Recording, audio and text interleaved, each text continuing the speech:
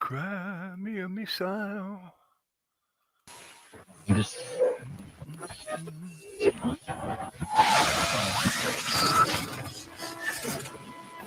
dude.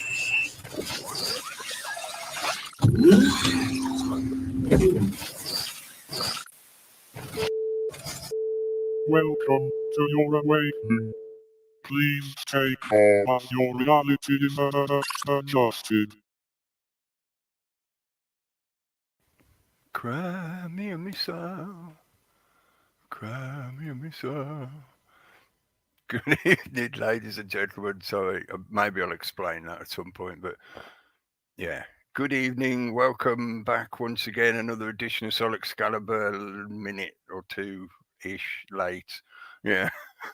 On this moon day evening, the 12th of the 10th, 12th of October 2020. Yes, it is 2020. Yes, it is crazy. That's the easy answer. And I'll say the usual God moaning global gulag as that potentiality seems to be gaining speed and becoming much more visible and apparent to more and more people. Yeah, heading headlong towards the virtual gulag. I hope you can see it coming and you get your thumbs exercised, ready for all the clicking that you're going to need to do to live your normal everyday life inside that virtual gulag. Hello to everyone in the chat room. I was just scrolling it down. Dean's in the room with us. Alan, Big Al, hello mate. Hope you're all right.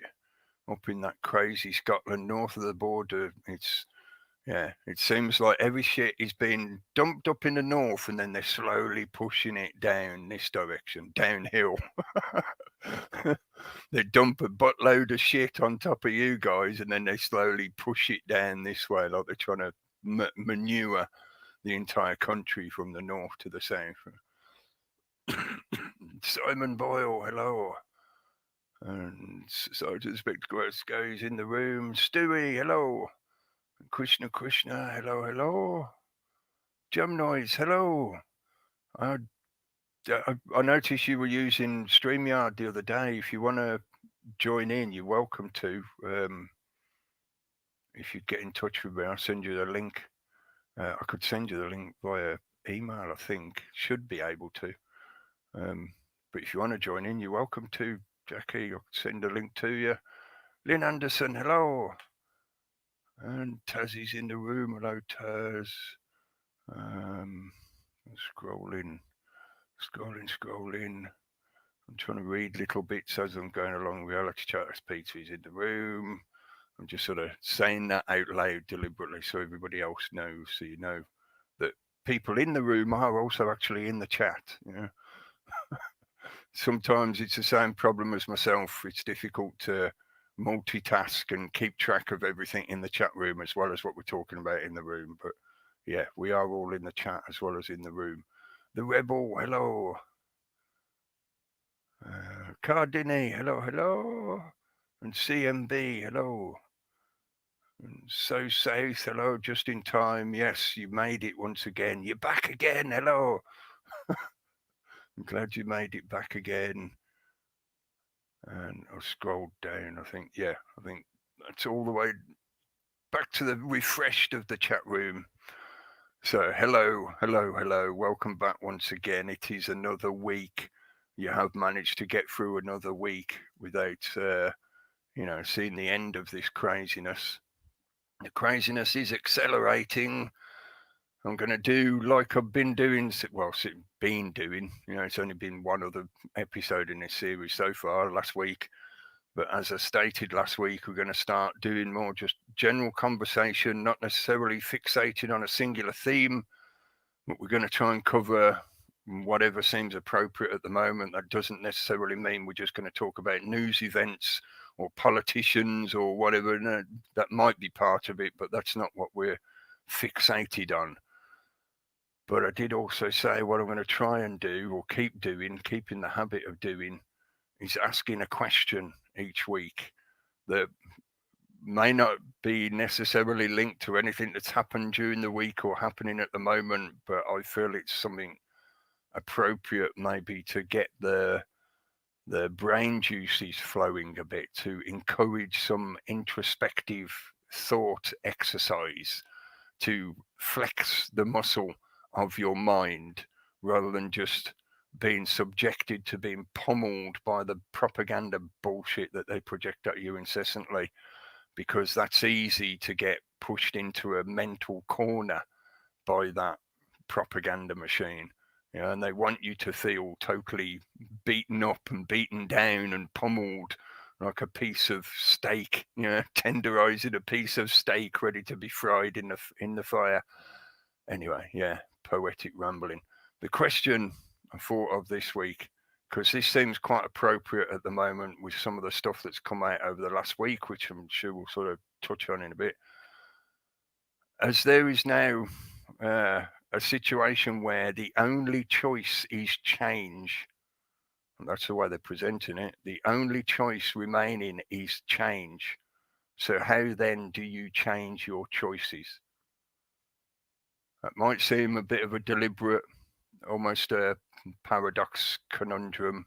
You know, the second part of the question basically is just circular to the first part of the question or statement. But I felt that that's a way of pointing out a relevance about biases, because it is a truth that change is the most reliable constant in reality, in your experience, in this thing that we share together. Change is the most reliable constant. There is always change. There always will be change.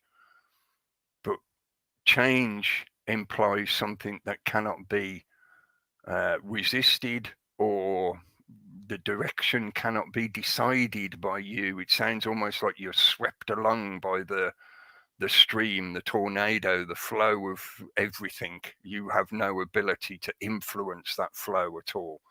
Maybe that's just connotations that can come up from the word itself and how people perceive the concept of change, in the sense of, how do you change your life? We've got to change society, change the world.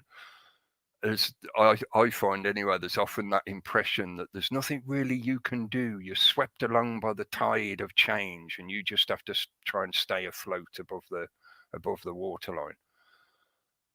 But what I wanted to do is try and help people realize that if you think about your choices, rather than just allowing yourself to be swept along, then that alters the shape of the change that occurs. In other words, you're taking more authority to say, no, I don't want to go that direction. I'm going to step out of the flow of the herd and go this direction. So it helps bring back that sense of authority in your own choices. And also, hopefully, my intention was to encourage people to consider their own biases, because when you talk about making change, making choices, everybody has their own biases. Everybody has their own needs and desires within their life. That affects what you choose to do. That affects the direction you choose to go. So if you are presented or confronted with what, in a kind of oxymoron sense, they present you with this wall of, you cannot go any further until you accept these changes that we are trying to impress upon you. And it's so I have to make a choice to have no choice because I'm going along with your design of change. That's not a choice for me, is it? That's slavery. Cognitive slavery, spiritual slavery, and the way they're progressing it, physical slavery as well. So how do you change your choices? Making choices for yourself, etc., etc. Anyway, yeah, that's the question. Whether there is an answer, there is no right or wrong answer. Let's just make that clear right from the sort of outset. Yeah? I was thinking consent and the consent side of things, and I had a thought today, just the way things are changing in, like, is politics dead? Is it going? Are we looking at maybe removing those freaks down in Parliament, putting them back where they belong in the local communities, and we run our own, we sort our own stuff out, that sort of thing. And it's not all down in one big place, as we say. It's more local, and that's a way forward. Yeah, decentralize it, because that's how it's become so corrupt, obviously, because there's no accountability. And yeah, we see what's going on right now. So it's the end, I think, of this system as it is, and people will demand, and like I say, consensus required, and things when people are these new ideas come out, and these new ways of maybe doing things, maybe the old ways, what we all used to do, more local. It works. It's always worked, and I think it gets rid of the corruption at the same time, and people are thinking this way more and more and more, because they see politics is just like say it's not working, it's collapsing, everything's coming down, in that sense. People beginning to see a better way, and these ideas are coming out, and people are discussing them right now and all over the place, because they see just what has been around for so long. It does not work. It hasn't worked. It just rewards the few, and the rest of us remain in slavery, poverty, whatever you want to call it. It's an unfair system. And that's where the truth is coming in to push this all aside, and people can now see it. And now we make the change. The masses decide. We decide. Consciousness shifting is rising. People want better, and they want better for everybody, not just themselves, for everybody. That's the difference. That's where it's changing. That's where I see it anyway. But yeah. Well, let me just pull up a screen share. This is part of the reason why I thought about, sort of making that question the way it was, and and now it's, a reflection of some of the stuff that's been going on for the last week. This came out on a few different medias. Hang on, pick the right screen share, that one. I got this link thanks to Dino. I think the interview was originally on The Spectator magazine. Yeah, told to The Spectator in the interview. But this is something that's been sort of doing the rounds the last day or so, couple of days maybe. This is somebody who works for the WHO, Dr. David Nabarro. I don't know if I'm pronouncing it right. It made me think of Nibiru when I first saw his name. Dr. David Nibiru. But yeah, a WHO, a World Health Organization person, operative, whatever you want to call them, making a statement about how the WHO backflips on virus stance by condemning lockdowns. Basically, in his interview, he talks about how, and quoting from the article here, lockdowns just have one consequence that you must never ever belittle, and that is making poor people an awful lot poorer.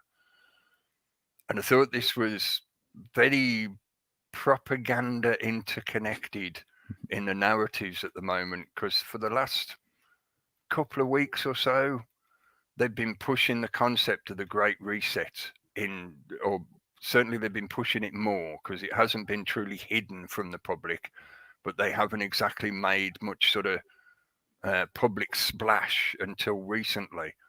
But the past couple of weeks, they've been putting the concept of the Great Reset, including the World Economic Forum website with the Project Great Reset on there and whatever. They've been putting that more into the public eye. Some of them have been talking about it on the various news medias and stuff like that.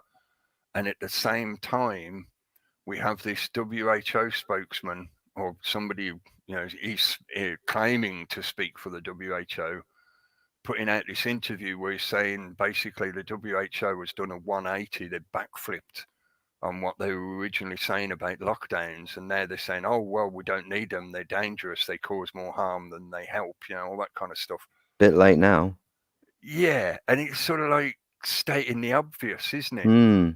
While at the same time, we're getting this propaganda wave about the Great Reset, which includes, as I've seen now over the last several days now, in different medias, them covering it in an article or in a video package or whatever, mentioning the Great Reset, and also that Great Barrington Declaration, which we talked about on Wednesday.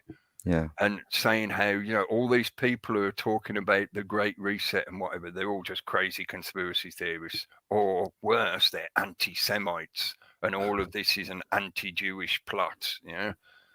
Funny how these kind of narratives combine to create this propaganda wave at the same time that includes, in recent statements, they're talking about how the Great Reset project will begin in January of next year. So January 2021 is like the turn on, the switch for the Great Reset. And in these now October, we've only in effect got 2.5 months left until we reach the end of December. Now they're piling on this concept of, lockdowns don't work. Even the WHO is saying lockdowns don't work, but Bojo's appearing on the telly, speaking on the Parliament floor, saying we're going to have this 3-tier system of lockdowns. I'm not sure if I'm making sense here, but how the narrative is being put across, so you get this gaslighting effect, so the public end up extremely confused, and the life raft, the lighthouse, the savior messiah out of that confusion of chaos is the Great Reset. Do you see what I mean about how the two are being combined to present to the public this concept that these coming months, this coming winter is going to be chaos, and or the hospitals are going to be overflowing again, and there's going to be thousands and thousands of deaths. And at the same time, you got this voice there going, we can save the world with the Great Reset. Everything will be new and wonderful, and our technology can save us all. You just have to let us do it. You have to agree to go along with what we're suggesting. I think maybe it's just me as an observer of the media for a length of time, years now, looking at this kind of stuff. Maybe it just stands out to me in that fashion, that these two narratives are very deliberately entwined. The propaganda is very deliberately written in this kind of fashion. But I hope more and more people see that and see how these kind of concepts and subjects are being put in front of the public and framed in a very deliberate way to create this effect. Does that make sense? Yeah. That's why I think this story at the moment, all of a sudden the WHO has seemingly done a 180 when talking about lockdowns. Yeah, and it's funny how like I say, the end, the chaotic end to, the chaotic year we've had since March, or some would say I've said it for years, we've been living in a chaotic society since I've been born. It's all been set up that way. It's all chaotic. Ever since I got here, it's been Ever crazy. since I popped out, I was like, what the fuck is going on? It's a bit like that, growing up, but you see what you see and you learn what you learn and stuff, and then you realize, here we are right now with this, round the corner, this, you say January they're planning this. It's funny how we've got all this interesting celestial stuff going on at the same time. So they're trying to harness energy again, and get people to go along with this. I would say many more waking up more rapidly now as we head towards the end of the year, and especially up in the north, because that's where they seem to have really, been particularly hard with everybody. Scotland further down, and London, I understand, hasn't gone into a full lockdown today or something. It hasn't been announced for them yet. Well, the thing I don't know. As well, I didn't listen to the whole 2 hours plus Bojo waffling. No, you can't. Parliament, it's impossible.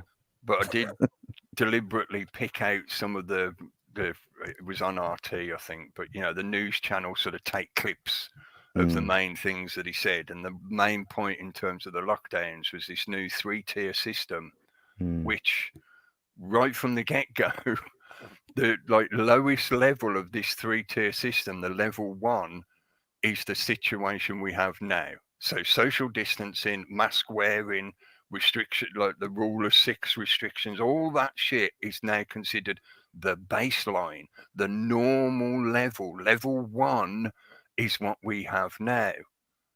So I find that very significant in the sense of demonstrating to people, like, look, remember a few months ago they talked about the new normal. This is the new normal they were talking about. This is the way they want your society to be permanently. This is not, just a few weeks, folks, just a few weeks. No, this is permanent. Level 1 is what we have now. It's the beginning of a new age. What Peter just said there, Tony, Jackie, Jam Noise says, I feel like time has stopped and we are just in one long moment of insanity. And when Peter mentioned Mars, yeah, I was looking this up the other day. This is like fucking incredible. This information I come up with. I think, yeah, because hang on. Yeah, if you share screen, it'll probably be easiest like this. Yeah. Yeah. Go on. Boom. That the comment you meant from Jam Noise. Yeah, I feel like time has stopped and we're just in one long moment of insanity. Well, Like this, being stuck in a slow motion car crash. Yeah. well, this Cartoon. could be the reason. You see, if you can screen share, we've got March 20th. Yeah, Mars. You see, Mars is on the left-hand side there, the little red one. Yeah, it's this one here. Yeah. Yeah, it was up here, conjunct with Jupiter, Pluto, and Saturn on March 20th. Yeah. Yes. Now, that's the starting of all of this. Yeah. Yeah, Later yes. on, it moved here and it went. First of all, it was square to boom. I can do this. It's not too difficult. Yeah. All we've got to do is go back to August 4th. August 4th.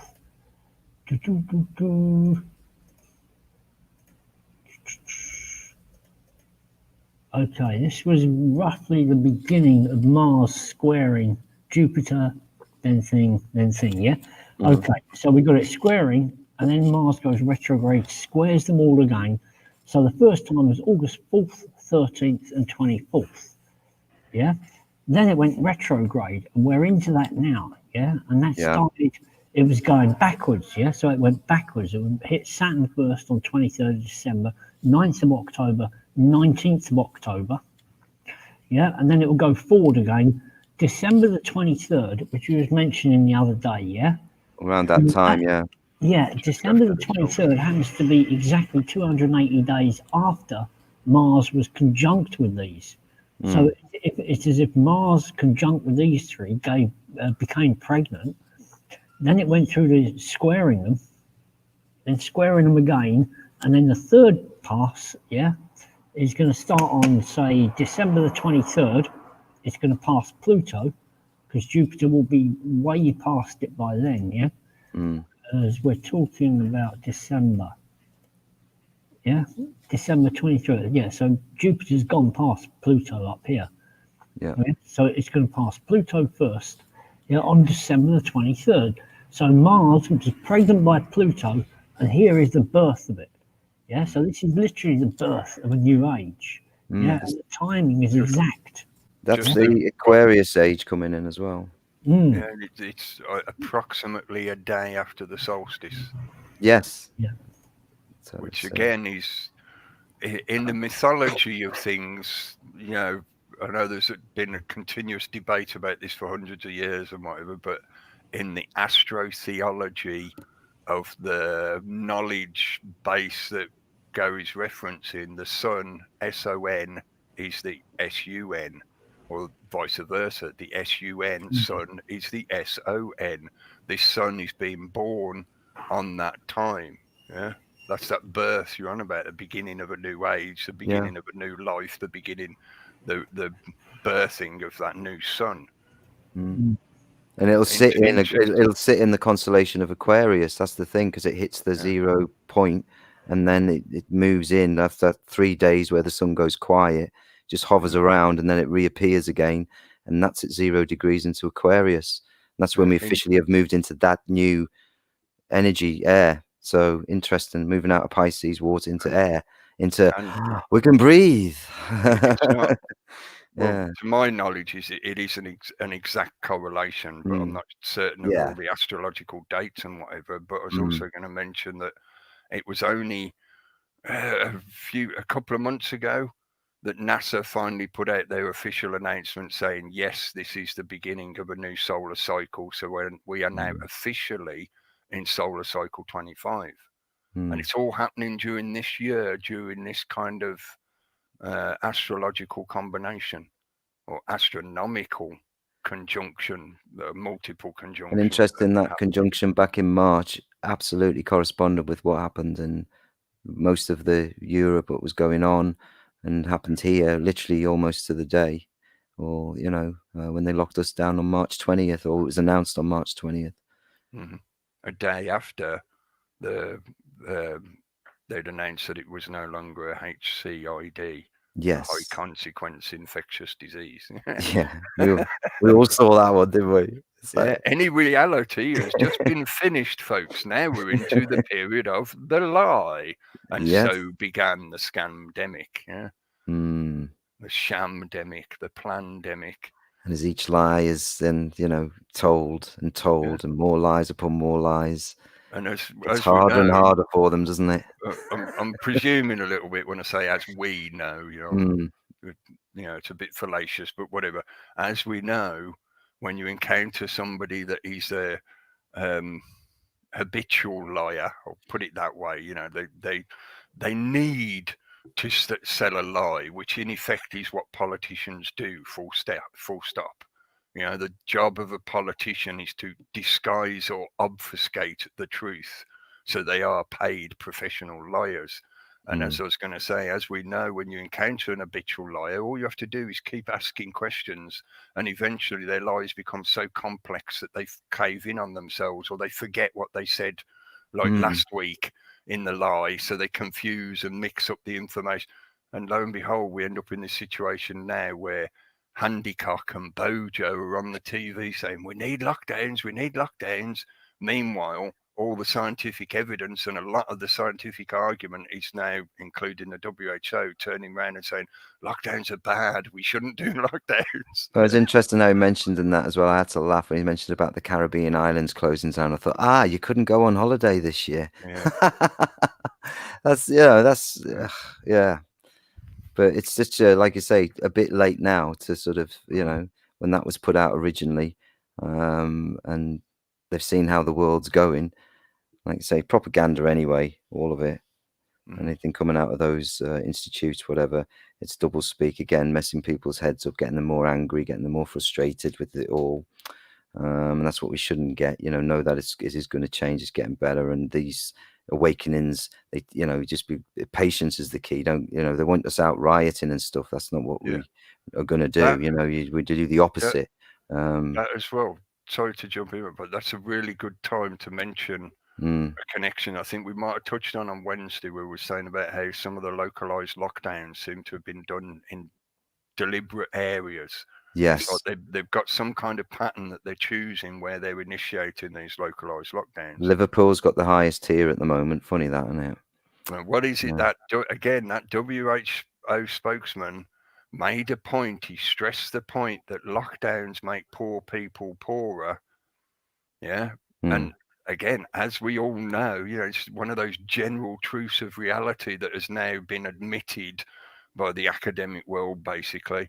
Poverty equals problems of all kinds. Yeah, you get health problems, you get societal disruption problems, you get increases in crime, you get increases in hatred and violence and all the bad shit. Well, maybe they're looking around on the internet, or they're seeing who was speaking out, and they're shutting down those who were speaking the loudest, and they're saying no to it and two fingers to it, so they're locking them down heavier. It seems like a punishment, doesn't it? It's a punishment, this. No need for it.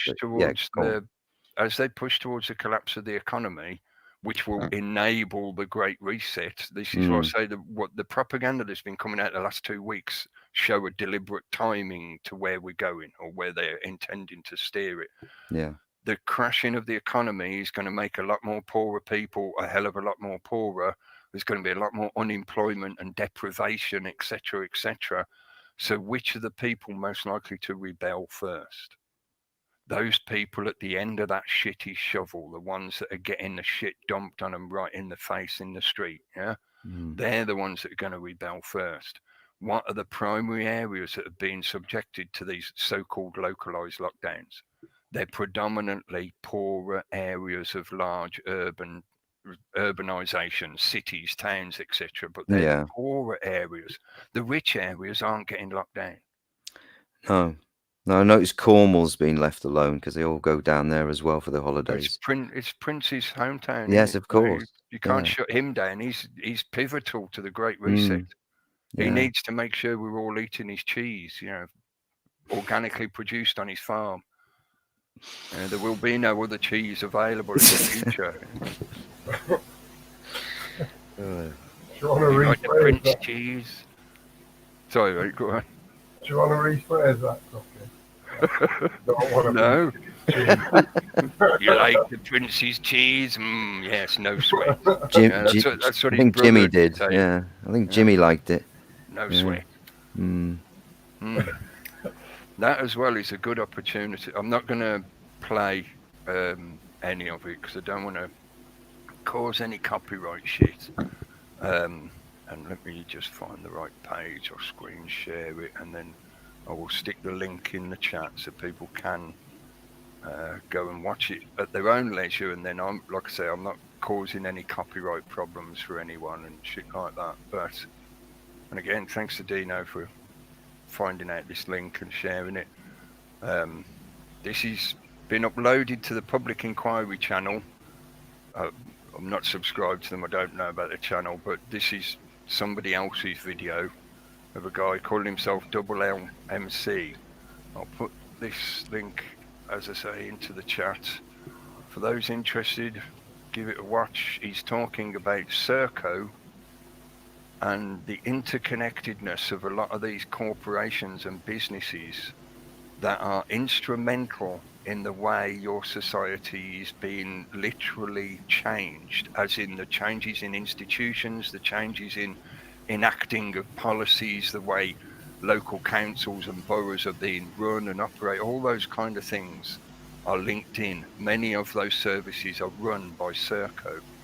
This is a company that we have often talked about on these shows and on Wednesday nights, pointed this kind of stuff out to people. But I think the guy does a good job of encapsulating a lot of the, hang on, looking at the wrong screen, a lot of the information to do with Serco and how it intertwines into this current situation. So if you've got the 14 minutes to give it a listen, go and give it a listen. You'll be surprised at just what they do. Not just the prisons, private prisons, hospitals, but a lot of the child protection services as well. Yeah. I was pretty surprised. And a lot of the by that, general bureaucracy. Yeah, as in the paper shuffling, the filing, the clerical work, all those kind of things are operated under the remit of Serco. So they are, in effect, the corporatized, and classically corporatism is fascism, they are the corporatized bureaucracy of your country here in the UK. And they do have investments and operations in other countries. They're a global corporation, but primarily for our concern here in the UK, they literally dominate the bureaucracy of the UK. That should worry people, just full stop. The monopoly of a singular corporation doing that, and a third-party private corporation doing jobs that are supposedly operated by your government or council. Well, they've slowly done it over time, haven't they? They've slowly dismantled it all down to just the one or two big players in the field at the authority. Who was the actual? I forgot it was, weren't I? You did say the biggest shareholder. You've gone really quiet. You've gone really quiet, mate. I don't know why. You said something about shareholder. All right, I've not got my microphone plugged There you connected go. to myself. Now we can hear you. It helps with microphones when I'm on the other side of the room, doesn't it? Well, you did say who the biggest shareholder were, but I can't remember it, weren't I? I'm sure Crown, wasn't it? Yeah, I think it's a Crown. The Crown. Yeah, I was going to say industries. Crown. It's not industries. It's a Crown Corporation. Yeah, the Crown Corporation. That way. Which is the real crown, not the crown on the monarch's head, not the shit that's in the Tower of London. That's all just iconography of the tribe that you are supposed to be a part of. The real crown is the Crown Corporation. Yeah. Which is still the empire in disguise, is it not? Yep. Corporatism, hidden behind a veil, a pantomime of showmanship. Yep. I haven't really mentioned this last week until now this week. In last week's episode, in the subtitle, I just put, "It's behind you." And my intention was a combination of the stuff that last week they were talking about, how actors and entertainers need to retrain into new employment. And it just struck me as like, it's like we're watching a pantomime and the bad guys sneaking around at the back of the stage and all the audience is going, "He's behind you." And they're going, "Oh, no, he isn't." Gaslighting. Yeah. And now this week, they've been doing just the same old shit again. It is literally like a pantomime where the audience is being gaslit by the government constantly. It's behind you. "Oh, no, it isn't." And It's a then lockdown. "Oh, no, Yeah. it isn't." "Bojo, you're locking the country down." "Oh, no, I'm not." Fucking gaslighting pantomime. They ought to do a pantomime called Gaslight. Will he Gaslight last, Boris? Do you think Boris will still be as he is in, say, the new year, as in that position? No. Or will he be in a different position? I don't seem to be all that good at predicting. Don't mention that toe rag to me. I don't see, judging by my track record over Trump, I don't think I'm that good at predicting the likelihood of politicians being in power or not. Or, whatever, but I don't think he'll be in power much longer. There's already, although it hasn't been mentioned much for the last week, there was already that sort of pushback from backbenchers. And there was rumour of them doing a vote of no confidence and stuff like that. Nothing's really come of it yet. Yeah. And we've got the Simon Dolan case coming up this week. I think Thursday. Date is supposed to be in the court. Yeah. So we've got a couple of months until that January kind of, pseudo deadline or chalked in deadline. The reset. So I'm still seeing it from the point of view, again, it was just rumour, but from the point of view that he's only going to be around till January. And then either he's going to voluntarily step down or something will happen to push him out, vote of no confidence or something like that. That could still be on the cards. It's not something alien to the British Parliament. It's happened before.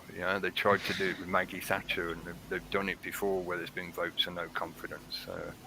Yeah, just reading the chat there. Wait till that disappears off my screen. There you go.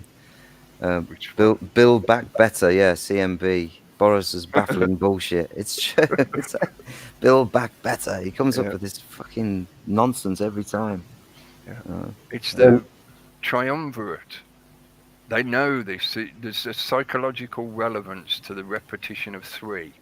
This is known in hypnotism and mind control. You repeat something 3 times to get it to sink through the conscious and into the subconscious level of the mind. So they know when they put these little slogans out. That's why they're doing it in 3s. We did sort of touch on this ages ago with the first one that came out. The stay alert, protect. What was it? Stay alert and save the virus or some shit. I can't remember it. But a slogan of 3 parts, like a triumvirate. They know that there's something about the 3 that makes the mind more readily hold on to it, so they remember it like a mantra to be repeated. But people are just laughing at him, though, really, aren't they? He just said 10 years ago, he used to, years back talking or whatever, saying this guy if ever be, prime minister, then and there we are. It was almost like a laugh and a big joke back in the day, but not anymore. He's there and he's doing what he's designed to do, cause as much chaos as possible. See, a couple of people, Ridiculizer and Apple, spotted it as well. The now, then, same thing. Triumvirate repetition. Yeah. And this is something that they've known about for a long time. It connects into some of the stuff we was talking about the other night, that kind of geometric symmetry and the I can't remember the terminology you used properly that Ken Wheeler was on about, the harmonizing, synchro harmonizing, where Bruce Lipton has talked about this as well in terms of cellular harmonization, and you've got other sort of scientific evidential proof to show that this kind of harmonizing of cycles occurs in other elements of nature, including things like women's menstrual cycles. When kept in proximity to each other over a period of time, not just biological life, because crystalline growth can do this as well, but there seems to be a harmonizing of cycles or growth processes. Lipton was talking about kind of like cellular rhythms. You know, like if you put two heart cells in a petri dish next to each other, over time, if they're left alone for a while, they'll start to take up the same rhythm. They harmonize with each other. When you first introduce them to the dish, they might be separately beating, but over time they will harmonize with each other. And the same, like attracts like. That gravitational effect, or what they call gravity, it's more about electromagnetism. It's the same thing. It's like that other thing though, like, you know, that guy Randall Carlson, heard of him? The cosmic patterns and cycles he goes on about, and goes and breaks all the numbers down, and I've been watching a bit of that recently, actually, funnily enough, just to, you know, but it's too many numbers, too many it's proper full on, that one. But but it's interesting. He talks about the dodecahedron and, you know, everything, its shapes, and its sacred geometry. It's it's all relevant. It's what we are. We're energy, and we synchro harmonize with each other over time. Yeah, it's why it is, you know, just such a cliche when people talk about find your tribe, or, you know, connect with your tribe, get in rhythm with your tribe, that kind of thing. But there is a reality to that. There is a truth to that that's far more than just your psychological constructs. As in, you know, oh, I feel more akin to those people. I enjoy the same culture. I enjoy the same kind of perceptions of reality, or whatever it is that makes you feel like you have a tribal connection. But there is also a biological and energetic connection that is going on, of how you attract each other. You know, your tribe attracts itself. We gather together because we are similar in many ways, and we harmonize in many ways. Synchronize. And that's what I've been doing that for the past 10 years. So, you know, in that sense, going and doing the things we've been doing, and you know, that's how, you know, that's why maybe when all this shit kicks off, you're more better slightly, not, like I say, don't live in fear. I always say, I don't live in fear. Don't let this thing scare you. It's just, and I've seen people scared. I've seen people, you know, worrying. And that's the point of it, though, isn't it? Which I help. I talk to them. I help them. You know, even family members. You know, it's the same. You know, it's because you got older parents and stuff. You know, they don't know what the hell's going on. They think it's like World War II again. Yeah. That's the impression they want most of the public to have. Yeah. Because I was going to mention, not exactly a shout out, but I've appreciated some of the videos he's put up. A guy called Carl Vernon. Oh yeah. I think Google put him up on my recommended because I'd been watching Dr. Vernon Coleman. You know, Vernon, the same name. Google probably pulled it up, going, "Hey, it's the same name, and he's talking about similar subjects. Here you go." Yeah. But I've looked at some of his videos, and I thought, yeah, Coleman, spot on. He's saying the right kind of stuff. Brain farted about why I was even mentioning him now. Other than, it's that kind of tribal connection. Yeah, again. the energy. Somebody you've never heard of before, but you can sit there and go, "Oh, we've got quite a lot in common." You know, we're seeing things from a very similar perspective. We harmonise in many ways. Yeah, we do. And that bringing to that, I remembered why I was mentioning that bringing together of people who can look at all the propaganda and see it for what it is, or mostly for what it is. You know, we all get tricked sooner or later in one way or another, but most people can see this for being propaganda. So in effect, what's been going on is what he referred to as Project Fear. And I think that's a nice, simple sort of label or brand name to stamp on it when you talk about this kind of stuff. It is very deliberately intended to put the public into a state of fear and perpetuate it. They're relying on that. They're relying on scaring the shit out of people, including classically the elderly, who maybe not sort of so tech savvy, they're not up with all the latest platforms, they're not looking at all the different info feeds and seeing all the different points of view available. No, they're just stuck with the TV, the BBC, the Sky News, etc. And they're scared shitless. Well, you know, I don't want to presume on people. That's the impression the media puts across. Yeah. Project Fear. Yeah, so I'm laughing because I'm looking at the chat. Tony's joking there. It's like, yeah, but no, it's true. I mean, someone mentioned empaths before as well. It just scrolled past, and you know, yeah. I mean, people are moving into that. I think more and more they should be.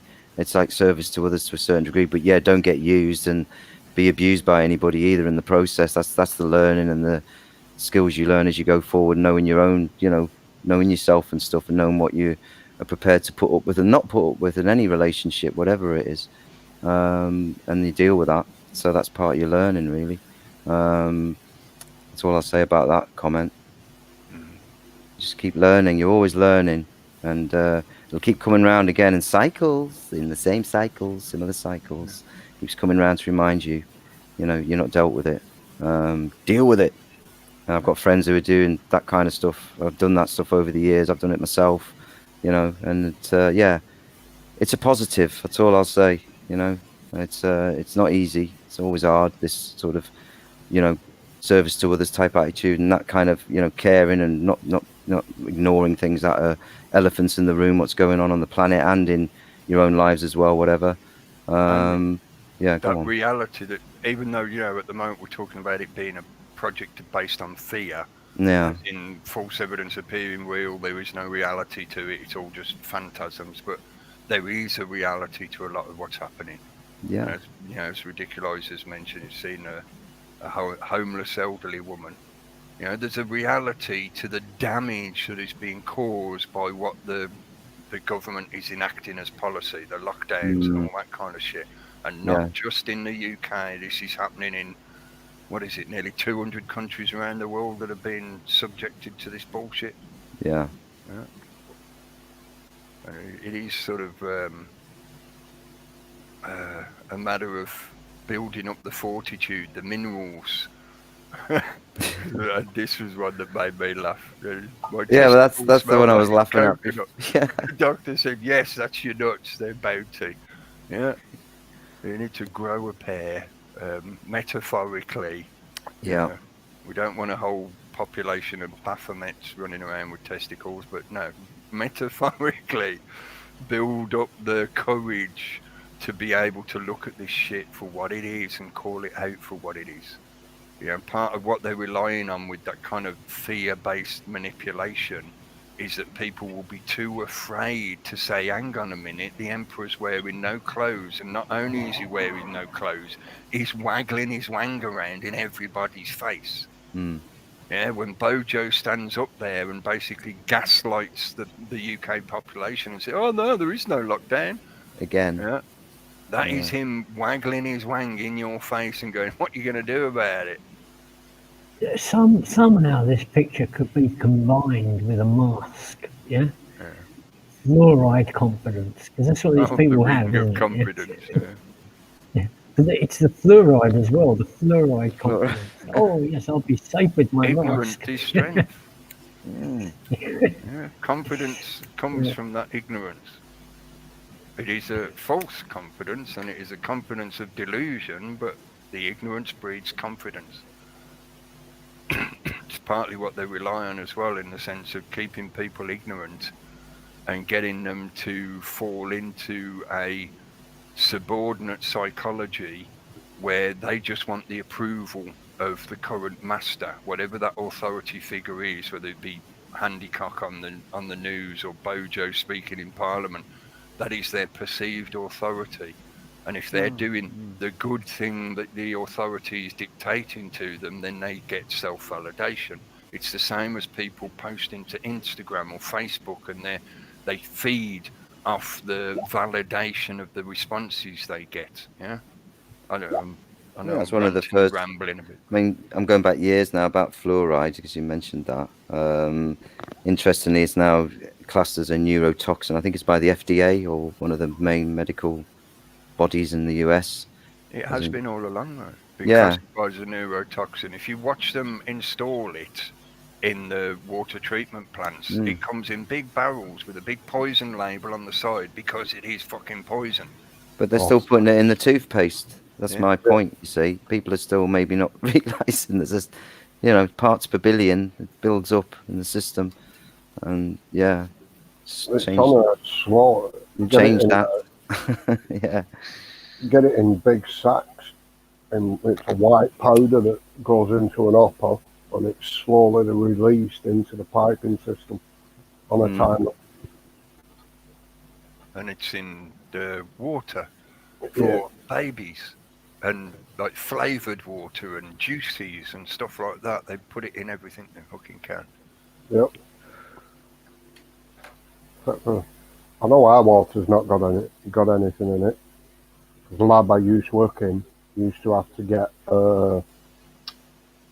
water samples, knowing exactly what's in the water, because at lab it never used to come up that there was fluoride in the water. I know Bolton's there.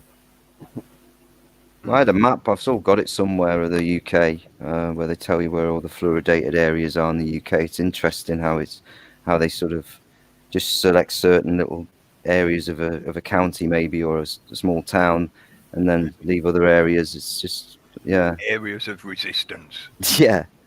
That guy over there didn't salute when I drove past in my limousine. You didn't have your ring of confidence on, Cookie. Have you polished your ring today? I'm going to just stop that screen share. I want to share a different one. Hang on, I'll get it sorted in a minute. That one. This is another one that Dino had linked. I thought it's another good reference point for people when, the government propaganda is pushing out the fear bullshit. But the reality is often different to the fear bullshit because it's just fear bullshit. This is supposedly, and I don't know any of the provenance to this, it just sort of confirms my biases, so I'm quite happy to, talk about it.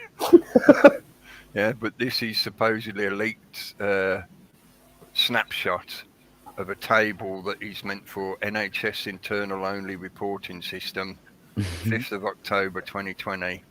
Number of beds, I take it this is meant to mean national, within the NHS, the available number of beds and how they're distributed. And note that confirmed COVID-19 is coloured grey, and that is that tiny bit there.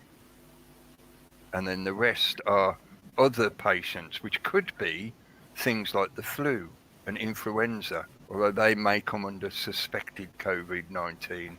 But don't forget that they recently announced now that they will be merging the numbers for COVID and the flu for influenza. So that will give them even more opportunity to manipulate the figures and make it sound like there's a much bigger number than there really is. But look, there's even 13% unoccupied beds. Yeah. And yet the constant propaganda on the media is that the NHS is about to burst at the seams because of the sheer number of people and new cases that are turning up, and they're going to get us now. The mainstream, yes. Adding to the, the frenzy. And when you speak to people, and again, people talk, the nurses go home, talk to their spouses, talk to their kids, talk whatever, talk to their friends and tell them it's not busy. You just can't make a YouTube video about it because you'll get struck off. Instead of doing like TikTok dances, you could still do it on TikTok, but can you choreograph your dancing so that it gets the information across to the public that your beds are not full, you're not bursting at the seams. No. It's not for doctors, if you think about it. It frustrates me a fair bit, to be honest, man, because it's sort of like, at what point,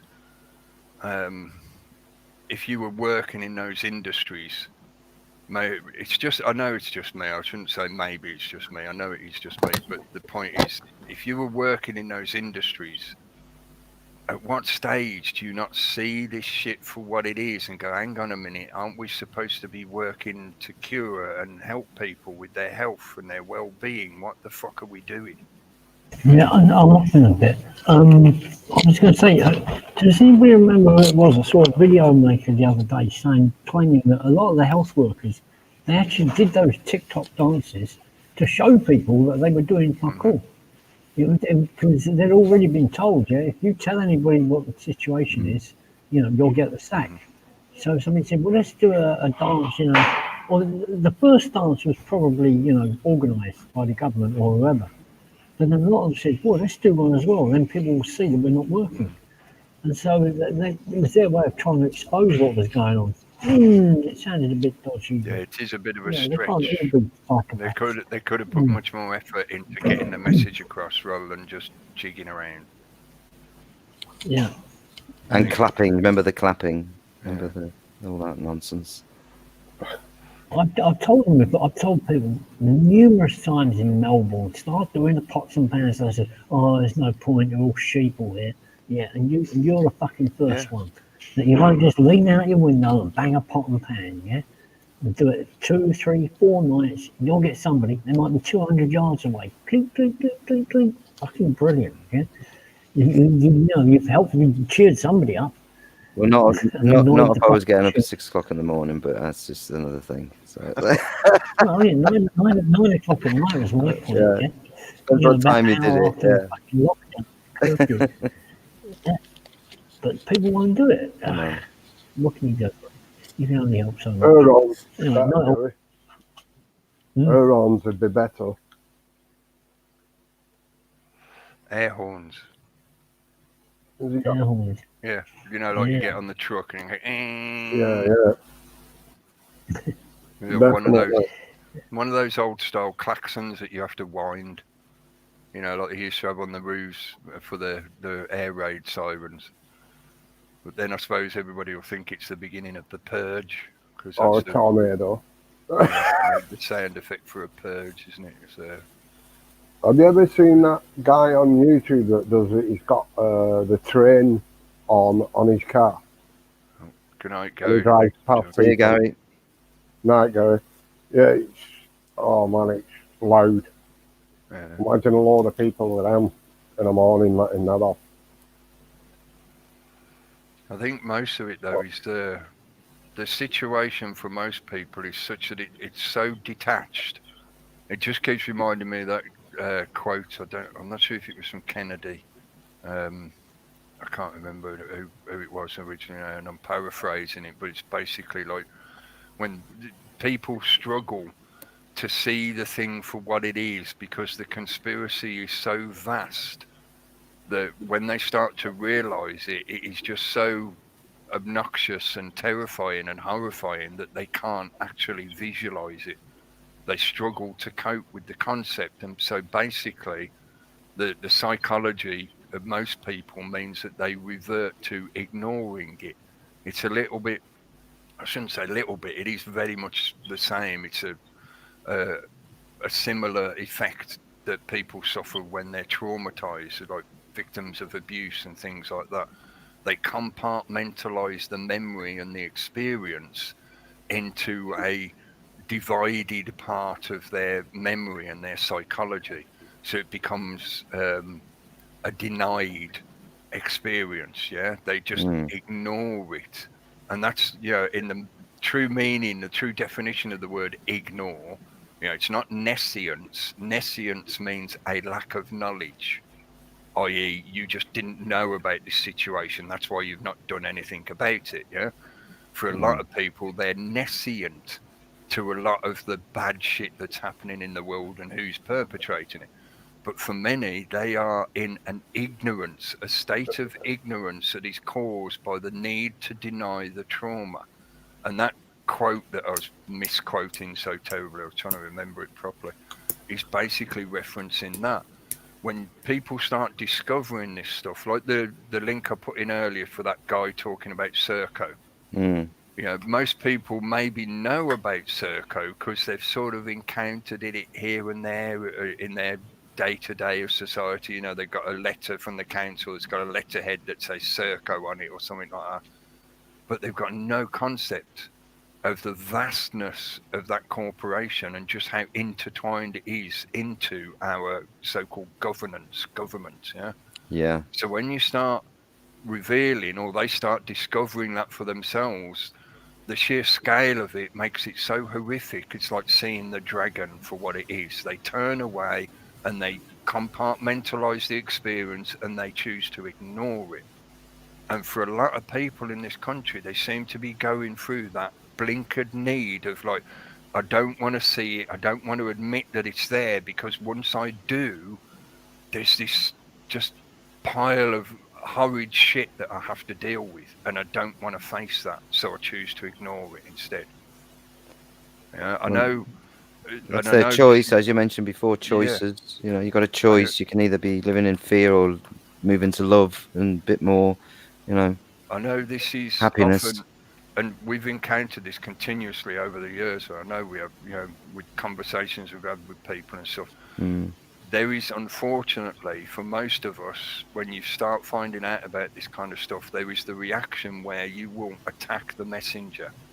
When the messenger turns up at your village and gives you this important information about how the dragon's about to come and slaughter your whole village, you're so terrified that you kill the messenger, because the psychology of it is remove the immediate threat. So you, when you can't deal with the dragon, you resort to attacking the messenger that was telling you about the dragon. So you, from a lot of people, when I talk about this kind of stuff, you get a reaction that is, well, you're just trying to shit on my life. You're trying to tell me that everything I love and believe in and hold dear is a big pile of shit. You're a horrible person. I'm going to attack you. You're the one that's the cause of I the didn't problem. mean it like that. Yeah, but I feel it's relevant because at the moment, with the onset of the propaganda about the Great Reset, you may have noticed, I know we were talking about this off air before we started, but you know, for the audience to hear, you may have noticed within the last couple of weeks that there has also been a rise in the kind of anti-conspiracy theorist propaganda. In other words, the usual kind of articles and talking heads on TV and news shows and whatever, where they'll talk about the danger of conspiracy theories and how conspiracy theorists are just desperate to make sense of things that they can't understand. Therefore, they come up with these crazy non sequitur connections between corporations and other world entities, and they talk about the Illuminati and UFOs and aliens and as well as, and included in that quite prominently, is the usual label of anti-Semite. So at the moment, if you start asking questions about what the hell's this with the Great Reset shit, who are these people saying they want to basically reset our entire world? What's going on here? Oh, you're a conspiracy theorist if you think that's what they're saying. It's not behind you, folks. No, it isn't. The Great Reset on their own page say they want to change the world in these ways. We want to do this, we want to do this, we want to do this. When you ask questions to your politicians and councillors and you say, what's this about this Great Reset? Oh, no, you're a conspiracy theorist. Oh, you must be an anti-Semite and a flat earther and all. The thing is so big and so shadowy, so evil, so nasty, so horrid, that people choose to ignore the reality of that and instead attack those that point it out. And the system knows this. They've engendered this thought process in most of us. This is why, I say, at the moment, you'll see a rise in the propaganda saying conspiracy theorists are dangerous. You know, they're anti-Semite, they're right-wing extremists, all this kind of stuff. Yeah? Or even they're Antifa. Well, it's just because they're irritating demons in them and all sorts, irritating their shooting them off, cognitive dissonance and all that. Yeah, they get irritated and that's how they respond. I mean, but eventually it's the self-evidence that gives it away anyway all the time. Even them lot reading that will go home and go, actually, that's bollocks, isn't it? It's like, yep. And maybe the newsreaders will all quit overnight. Maybe, who knows? Let's hope so, eh? And there'll be they'll think refuse to tell lies anymore. There'll be a strike at all the MSN sites. Hopefully Maybe. they'll all start malfunctioning. Yeah. Or they'll put those clones in, won't they? Apparently they've got of them, so they'll just replace them. So maybe not, but who knows? I'm trying to find a meme image that was in one of the. Yeah, let me show that one. Definitely want to show that one because I think that's good. A very good reference point for people out there who may be subjected to this kind of shit. For those of you out there that have got an exemption for the mask wearing bullshit, the mask wearing mandate that's not really a mandate. It's not behind you, folks. This is from the saveourrights.uk website, and they're just making the point about how, if somebody comes, I'll read them out so you get the idea. Don't be a discriminator. You could receive a £9,000 fine under the Equality Act 2010. Did you know it is an offence to ask for proof of medical exemption? So when you go into a shop, if they say, "Where's your mask?" you go, "I'm exempt." That should be the end of the conversation, because they have no legal authority to demand any kind of evidence from you. And, this pamphlet or poster makes that point, gets the point across. Government guidelines states you should not challenge members of the public for proof. Members of the public are not required to display a lanyard or proof of exemption from a GP. Refusing entry based upon a disability is an offence which you are personally liable for. So if you're the security guard standing guard at the door of a shop and you refuse somebody entry because they say they're exempt and then they don't show you a little lanyard or whatever, and you refuse them entry to that business, you are personally liable under the Disability Act. And they've not changed this yet, have they? No. This is still... No, that's still everywhere, that. It's company policy does not supersede the Equality Act. That's a really good point, because a lot of people love to say that, they're private business, they can do whatever they want. To a degree. Yeah. And then the bit about legal action will be taken. So if you're in that kind of situation, check out their website, because you are...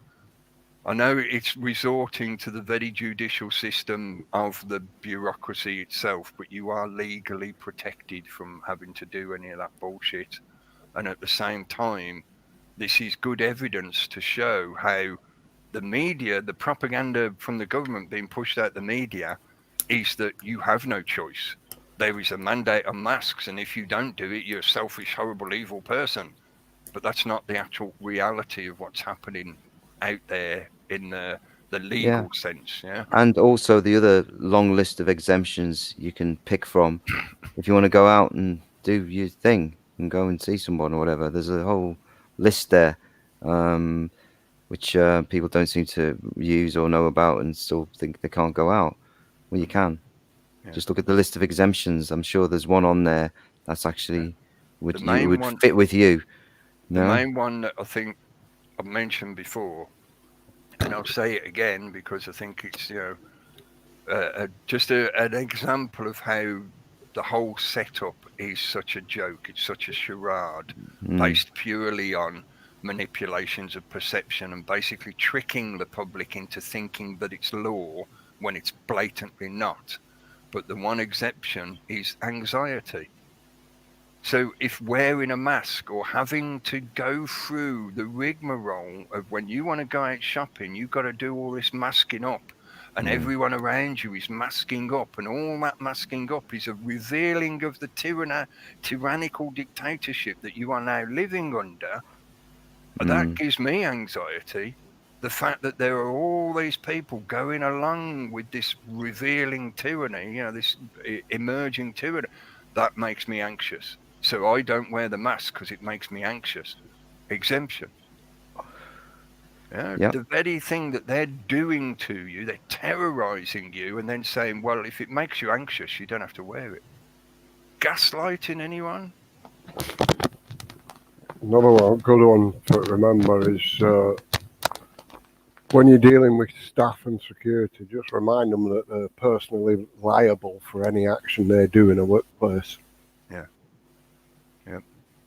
Like it says, corporate company policy does not supersede the Yeah. act itself.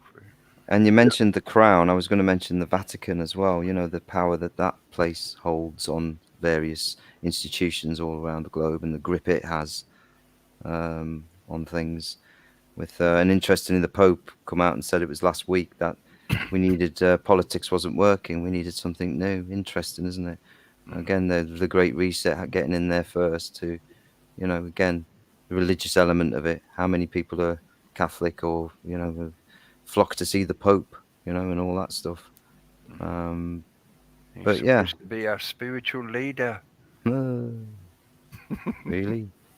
You can always get yourself a bejeweled face mask. It's going to take me months to go back on all my YouTube comments right back in March where I said all this is for what's it, a digital reset, and all the comments that I got saying, oh, you're a lunatic and all that. Yep. Just go back over them now and post all the Great Reset posts to them now.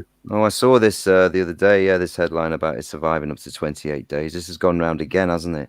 Yep. And it's just, again, they're just putting the same shit out there to push this money is dirty to the people who aren't aware of what's. Funnily enough, coincidentally enough, digital currency is part of the Great Reset project. Oh, yes, that's one of the main things. Isn't it? So isn't it funny how at the moment they're, you know, building up that propaganda about dirty money, dirty cash. Dirty cash, I want you. Dirty cash, you got the COVID. Oh. Yeah. I like the map. Yeah. Keep your eye on XRP, Ripple, which is the alternative currency what the banks use. That's going to be looking like that's going to be the world currency for individual trading to countries. But each country is going to still have like their own, like the pound and things like that. But it'll be easier to switch over to the other countries. Yeah. So they say. Within the banks themselves, they will convert it to a cryptocurrency. And I think that one you're talking about basically sort of, I can't think of the word for it. They're exploiting that change so that they can move your money around no problem. Yeah. They've brought special laws out where they can hold or handle cryptocurrency. That way they can stay in the link and they'll still earn money by transaction fees. Yeah. Because you've still got on your cryptocurrency, you've still got transaction fees. But there are ways to get around it on other forums and that. At least we banned the straws. Yeah, have you seen that? We banned the straws. He's got a fistful of bleeding face masks. Yep, I got to switch. Knew this were going to come though, didn't we, with masks? Oh, I'm seeing them all over the street when I go out. I'm seeing them discarded, thrown out. Yeah. And I'll give a shout out to James, the chat room ninja. Kendo as well, if he's listening. I'll just switch over to this one because there's a load of good memes in this chat line as well. I was saying before we started, like, I think I might put a folder aside in my hard drive and just start putting all these memes into there, and eventually we'll have a nice little collection of them. I can just leave them running as like a slideshow in the background while we're talking. I think the meme wars, when it first started years ago, it's not the kind of thing that I was really interested in. I thought it was a bit silly in many ways, even though I got the point of, you know, a picture can tell a lot more and convey a lot more info much quicker than just text. I got that. I understand the principle, but I found a lot of it was just a bit silly, and it was just silly stuff that was being shared. But over the years, as people have got better and better at it, and the connections have become greater in the sense of how you can have chunks of information with a little bit of comedy, you know, a bit of irony or satire included in the imagery that helps people connect with it better. You know, they're not so affronted by, like I was talking about earlier, you know, when you tell them some bit of information and they're like, oh, you're such a horrible person for telling me that info. Yeah. Sometimes you could put up an infographic with information about like the CFR, for example, the Council on Foreign Relations, and all their connections to all the other groups and whatever. And people would be like, oh, why are you telling me that? I don't want to see that. That's such terrible information. Whereas if you make it a bit comedic, you know, use that bit of satire to get past people's defensiveness because they feel that you are attacking their world. You are trying to destroy their world. That's the psychological effect that happens. So if you use a little bit of comedy, a bit of uplift energy, you know, that's what the laughter does. It releases the fear. Yeah, I've often heard people talk about how, who was it I heard mention this earlier? Fucking garish, yeah, on the UK column. Action conquers fear. Yeah, as in you break the barrier of the fear once you begin taking action. And sometimes the best way to deal with the fear is just to start taking action. Doesn't necessarily mean that you begin directly addressing the thing you're in fear of, but once you start moving, yeah, the process begins, and the fear, the false evidence effect starts to fade. And I've found that comedy does the same thing.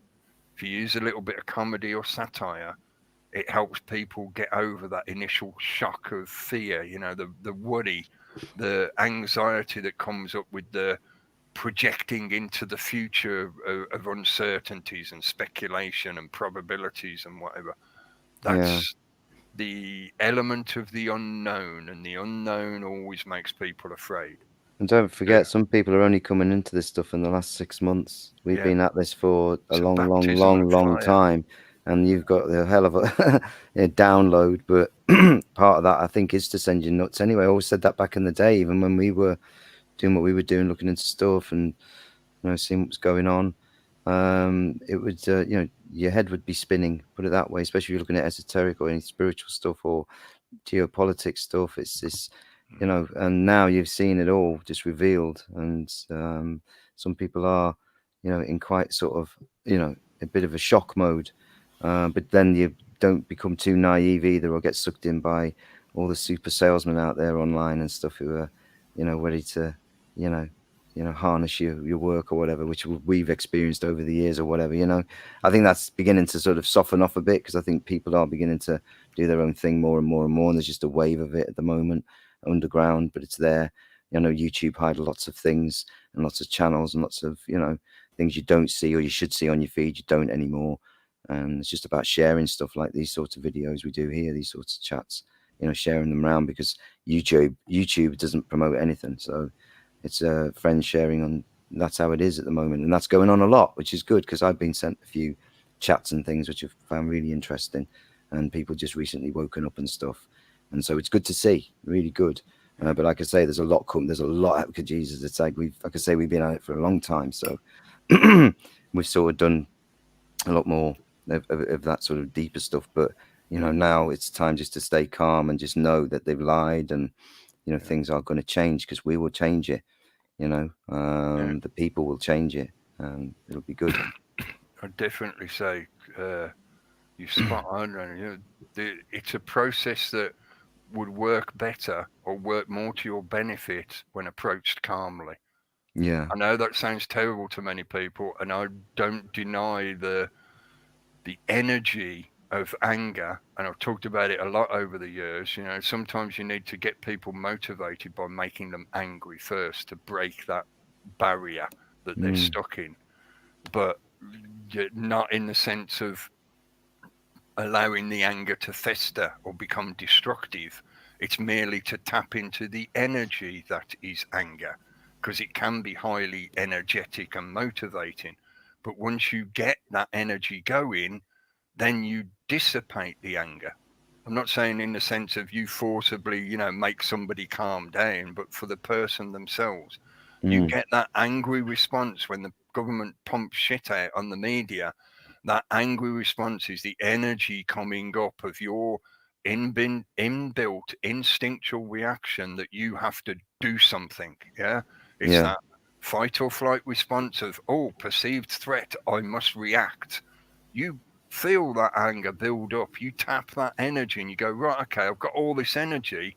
Now, how do I actually address it to what I'm being presented with? Is this thing I'm being presented with an actual genuine threat? And you use all that energy to go, look at this, look at this, look at this, critical thinking, objectivity applied, looking for the evidence of reality. There is no reality. Right, okay, fuck it in the bin. Yeah. And the energy has helped you go through that process. And in the same way, when we're talking about change with all this shit that's happening, that energy is the reserve of energy that often, for many people, they don't realize they have until something makes them angry. Yeah.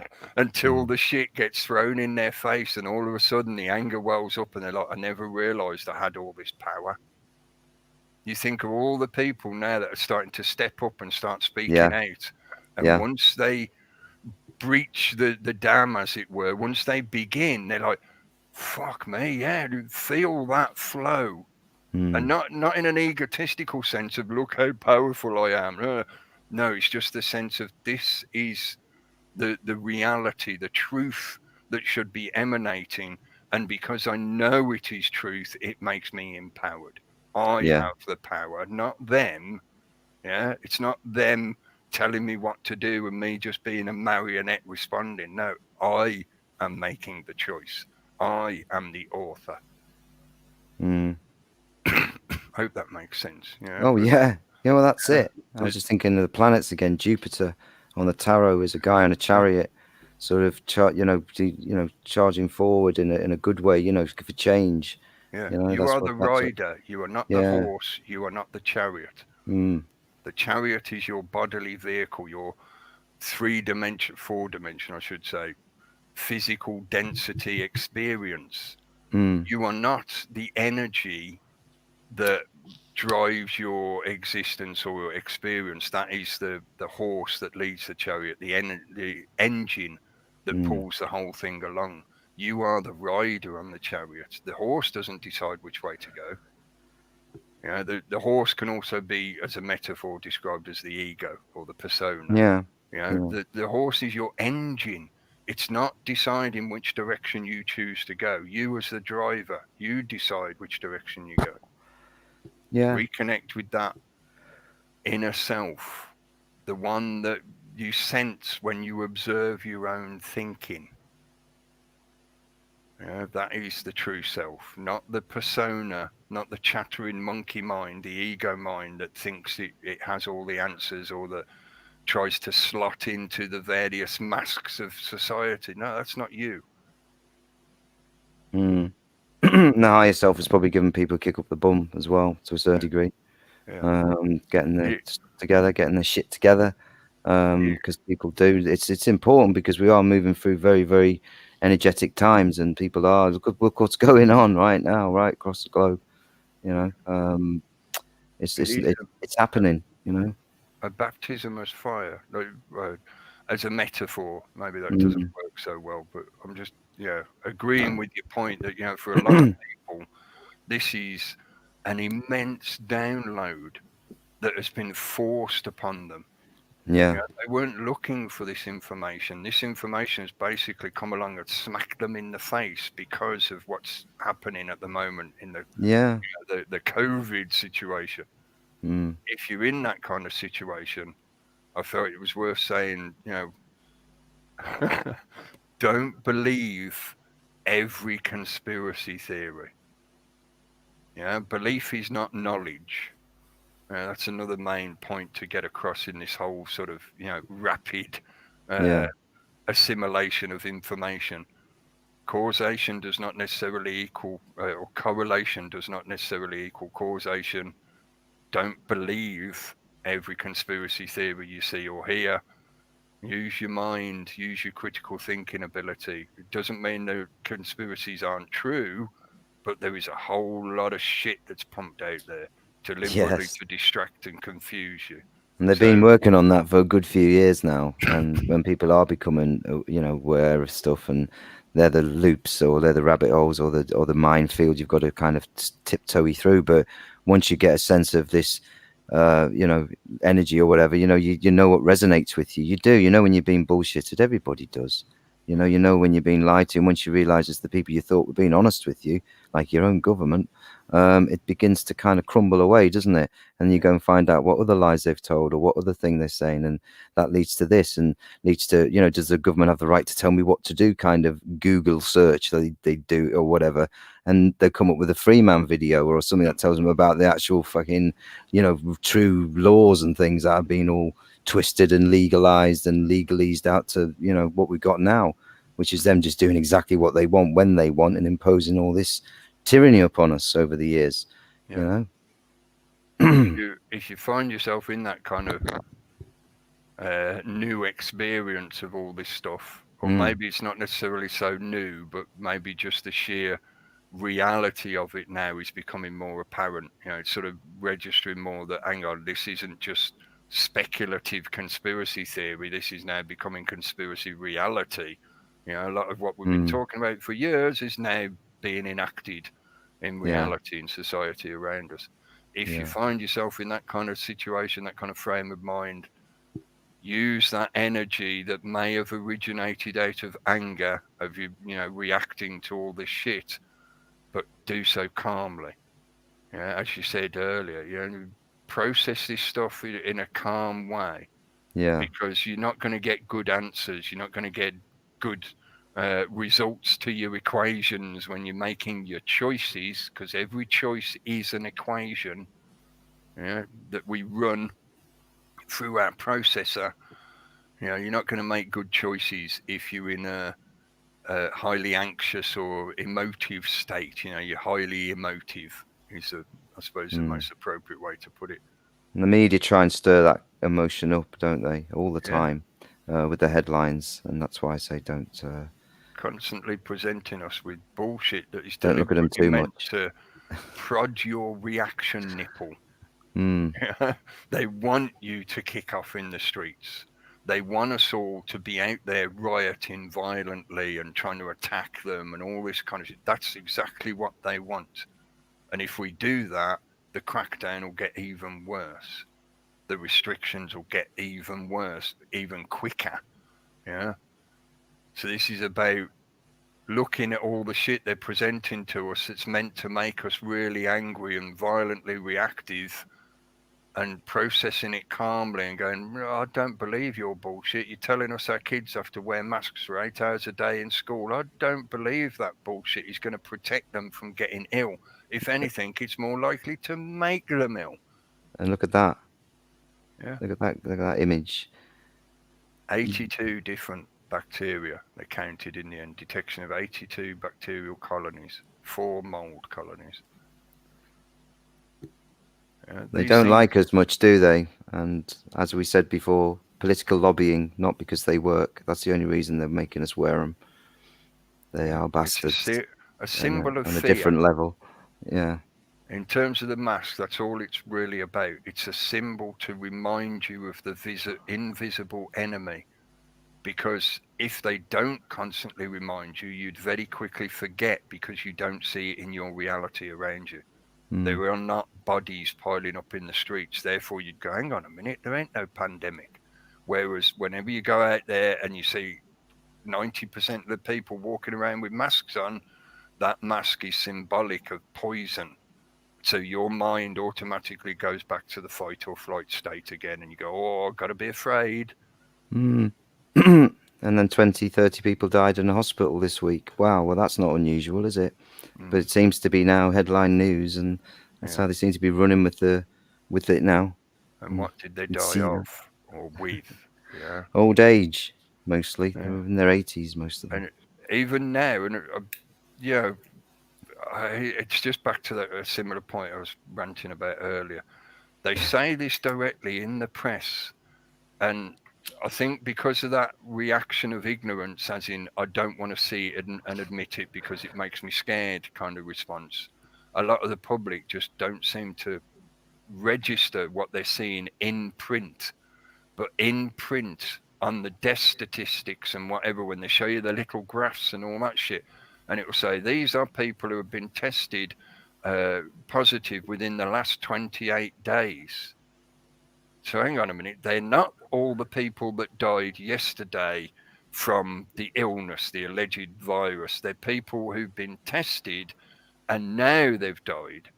So the test could have been 28 days ago, and then they got better because supposedly this thing, could have an incubation period of a couple of weeks. So 28 days is 4 weeks. So they could have gotten better, gone back about their daily life, and then fell off a cliff. So they get recorded. But it says in print, these are tests from within 28 days. And as I say, they're doing that regularly in the media. When the Daily Mail does an article that includes the graphs and whatever, it'll often have that in the info. Yeah. It bemuses me. I know for a lot of the encounters I have when chatting with people, it's not true that they don't see that. They do see it and they have the same questions as me. But the way it's presented via the media, people are just ignoring that. The media itself is ignoring things like that. It isn't, doing any journalistic process and saying, oh, folks, the government told us this, but we're going to research it. No, have you noticed that they keep doing this? The journalism is just not there. Hasn't been for years. This is why we did the reality chat to highlight just the nonsense of the mainstream and the type of stuff that people still flock to in their millions and go and look at as a source of sort of information and what's really going on. And it's so manipulated and with the bee, but it's good. Like I say, truth coming out about the bee, people going out protesting as well. Remember that they've realised what the bee is and that statue outside, what it represents. They might not necessarily last much longer, but then that could just be the same old rumour mill that they've been churning for a few years now, saying that they were going to drop the license fee and stuff like that. Because people have probably have really stopped paying it. They've just refused to pay for something that's so dark and demonic, really, I'd say, with what Jimmy was up to and all those other entertainers and probably what they get up to even now, some of them. I'm saying all of them, but some of them. And, it's definitely something that has been exposed massively anyway, hasn't it, over the last few years? That's come to people's, awareness, and more since the lockdown. People have been sitting and looking at stuff and thinking, wow, I didn't know this. Wow. Seeing Michelle Obama's bollocks swinging in the wind, everything, it's all coming out. It says tyranny, not tranny. Masks the stench of tyranny, not tranny. Masks the stench of tyranny. So, it's all there, people are just like gobsmacked with most of it, I think. Yeah. I know, I think I mentioned this last week. It's one thing to basically be like the two old men in the balcony on the Muppet Show. And in effect, we just sit there commentating on the car crash that's happening, and just it's all around us. Yeah. But that's part of, I feel anyway, that's part of the processing of this kind of situation. Yeah. It's unrealistic to think that nobody's going to want to talk about this stuff. It's unrealistic to think that people aren't going to need to vent the emotions and the anxieties that all this stuff is bringing up in them, as well as us talking about information and philosophical concepts and whatever. Some of it is literally just the need for everybody to process all this shit that's happening. And part of what the system wants is to not really let us do that. They want to keep us separated, the rule of 6, separate households and all this kind of shit. No mingling, no talking, no singing. They don't want that to happen. Again, I paraphrase a quote from H.L. Mencken, and George Carlin sort of rephrased this in one of his classic stand-up routines. They don't want a population of well-educated, and he meant education in the true sense. They don't want a population of well-educated people that can figure out how they're getting fucked over. Yeah, and like I said, I'm paraphrasing it. I'm sort of merging the George Carlin version and the H.L. Mencken version. Yeah, they don't want people to be in communication with each other, so that through the process of many minds make light work. Many minds can process a complex idea better than a single mind. That we all sit there and go, hang on, oh yeah, you saw that happen, and he's got that bit of evidence about this, and I experienced this the other day, and it all starts linking together. And at the same time, when that process happens, what's the very next stage? The very next stage is exactly a lot of what we're seeing now happening on the social media, as well as just in general life. People start asking, well, what do we do now? What can we do about it? Where do we go to get answers? What authority do we appeal to deal with this situation, to maybe get those people prosecuted or arrested, or, what do we do about it is always the next question. And that's sort of like when you get to the stage of, well, there you go, folks. Now you realize again why they want you to all be separate. Why do they have this idea of shutting down the hospitality, as they call it, like the pubs and clubs and whatever, the 10 p.m. curfew? Because they don't want you gathering together and talking about how much bullshit you've seen on the news today. Yeah. And then, because like I say, the next question, once people have done that kind of digesting the day's news and events, the next question is always, well, what do we do about it? What can we do about it? Where do we go from here?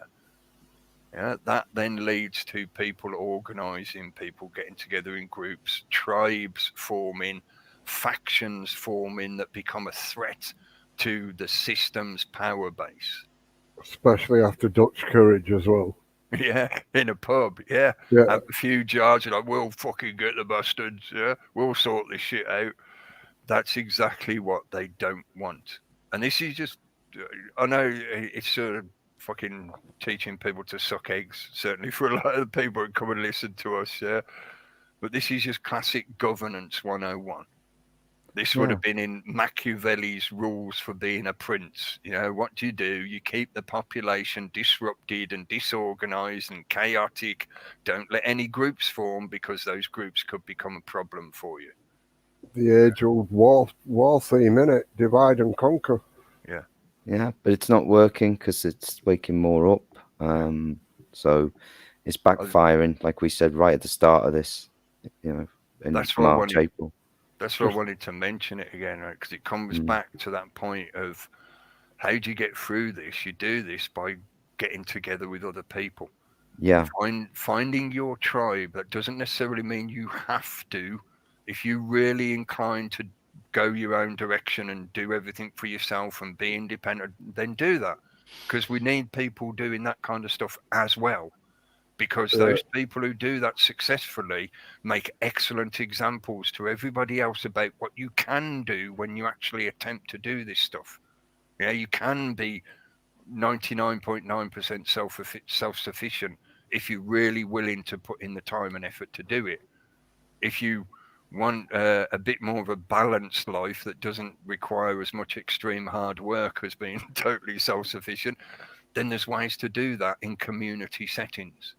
And there's just an insurmountable amount of evidence to prove that through thousands of years of human history. Yeah, and the kind of history that can't be totally corrupted by the system winners writing a corrupted history. There's enough oral history from recent memory. Think of situations like in Middle Europe, in Yugoslavia, the fall of Yugoslavia, the fighting between the Slavs in that area. When Tito passed away, wasn't it? Exactly, yeah. A situation in Spain with the fascists in Spain and rule of Franco and the anarchist collectives and all. There's loads of direct evidence to prove that people can, when they're wanting to, when they choose to, get through this kind of situation and actually organize themselves into a lifestyle that doesn't require the dominance of that kind of technocratic rulership that this system is now trying to force upon us. All I'm basically saying in a convoluted way is you don't need to have a technocratic dictatorial system telling you how to live to save you. You know, that's their excuse. They're doing this to protect you. They are preventing you from living so that you can be safe.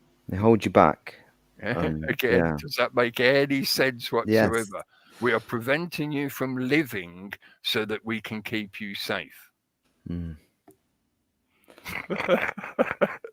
We're killing you to make you safe from the dangers of life. Social distance. Social distance. Yeah, it all makes. And the algorithm will be watching you through the fucking video cameras to make sure you're socially distancing. Yeah, I saw a couple of stories of that pop up. Is that actually really Yes. happening? They are It doing is being this. trialed in a couple of places now. Yeah, they're Yeah. using Wow. what is basically face recognition software that's been adjusted to measure the distance and do things like see whether you're wearing a mask or not. There's a city in South Korea that totally runs on all that. Yeah. Everything is just computerized right down to your light switches. They know exactly when you're turning them on. It's this. It's sort of like a showroom city of what they want the future to be. Yeah. Was it called But it's something an like up and running, livable city, this. I remember you mentioned it the other week. Is it called something like Punang? I know Yeah, it seems like a silly name, but it is. Yeah. The name of the city is something like Punang. Yeah, And Pustain or something like that, yeah. It's a full-on smart city. The way that is the direction they're trying to take all of us. Is they want us all living in those kind of smart cities where everything is automated and monitored. Yeah. Sounds like heaven. I'm joking. Yeah. You can stay in your box and be safe from the real world. Never open the box and you'll be all right. It's a bit like they're trying to turn us into Schrodinger's cat. Yeah. Are you alive? I'll open the box and oh, you're still in the box and you're alive. Okay, I'll shut the box again to make sure you stay safe. Get back in your box. Oh dear. This is, that's why I wanted to go back to kind of like mentioning the call it optimism. The optimism of, look, we've been through shit similar to this in the past as a species. We can do this as well. They're projecting this utter bullshit at us that is for those that actually apply their brain, use the power of their own thinking to think through this crap. You can see through it. It doesn't take a rocket scientist, a genius or whatever to figure out most of what they're saying is either just blatantly wrong or a manipulative lie of some kind of propaganda bullshit. So the fact that mankind has been through this kind of bullshit before means we can get through this bullshit as well. And if you approach the anxiety of the situation from that approach, it's like, yeah, there's a lot of shit that's going to have to be dealt with. It is true to say, and I've said it myself ages ago, that things will never go back to the way they used to be. There will be no return to how the situation was in like 2019, 2018, whatever. There is no going back to that version of normal. And I'm not saying that to try and force people into the shit that they're doing now. I'm just saying that is a reality. This current experience that we're all going through means that even if we get all the bad shit to stop, the world we're going to end up living in is not going to be the same as what it was before this shit happened. It's like you're suffering an injury. Your life is all, you're going to have that injury memory at least for the rest of your life. This thing can't be erased from history. An it will have amputation. an effect. Yeah. Go on. Like an amputation, isn't it? In a way, yeah. You This know thing, however it plays out, it will have its effects such that the way we used to live and understand society is not going to come back. It's not going to be back to the old normal kind of thing. But that could also be true and be said about any time in our lives, any time in history. People were going through experiences of change to the world they lived in that meant the old way is just God. They're not going to live that way anymore. Yeah. For a lot of the academics, they like to key this into things like talking about the fourth industrial revolution. Yeah, it is inevitable that as the technology changes and progresses and the way we apply the technology changes based on what society desires in this timeline, that's going to affect the new reality, and the old way we used to live will become nonsensical. How many people do you know now who think you're a bit weird if you don't have a mobile phone? You know, if you say to them like, no, I don't want one, I'm not interested in that aspect of the world, I don't want to be on my phone all the fucking time, not interested, thank you. And they look at you like you're a bit weird. Yeah, because you're old world. Their new world includes this new technological attached sense of, oh, I'm in contact with the rest of the world and all my friends automatically as if I'm telepathic, but it's not really telepathy. It's actually a monitored and controlled and curated window on the world that can be messed with. You know, like a funhouse mirror, they can add color and tint and distortion to that window. So your reality is the way they shape it to be. No, I'm not interested in that. Thank you. I'd rather be a bit weird. Billions won't be receptive to that either. We'll change it. We'll change the direction. Exactly. That's what it's about. Be optimistic for the possibilities that are now available to us, rather than fixating on the past and trying to claw and grab onto things that are done with. Yeah. As I say, however this plays out, we can't just go back in time to 2019 and go, oh, forget about 2020. It never happened. You know, wipe it off the calendar and just ignore it. Yeah? In the same way as a trauma victim having to eventually face the memory of that traumatic experience, we've got to face this traumatic experience and actually, you know, get through it and process the shit that they've given us to deal with, so that it doesn't become a lifelong buried memory of trauma that they can use to manipulate us with. Maybe I'm stretching a bit too far in my optimism. Let's see how we all respond, because it seems to be, you know, again, this is a growth that, you know, it's getting bigger and bigger. And just see how metastasizing. And there's a lot of good people on one side and a few bad people on the other, but there's more good people on this side, if you know what I mean. So let's just see, because it's growing. And how can I put it? I don't agree with the idea of never forgive. I think never forget is very true. Never forget who these people are, like Handicock and Bojo and whatever, and all the shit that's happening because they're giving these diktats, and the chain of all those connections. You know, they're just flesh puppets on the TV. Yeah, and you go higher up the ladder. Yeah. Never forget who these people are and what they're doing. You know, the system likes us to forget what happened 2 weeks ago so that they can gaslight us into trying, you know, attempting to make us to believe this week's bullshit. Yeah. Never forget, but I don't agree with the never forgive thing. That's where it becomes more nuanced and is relative to what you're talking about.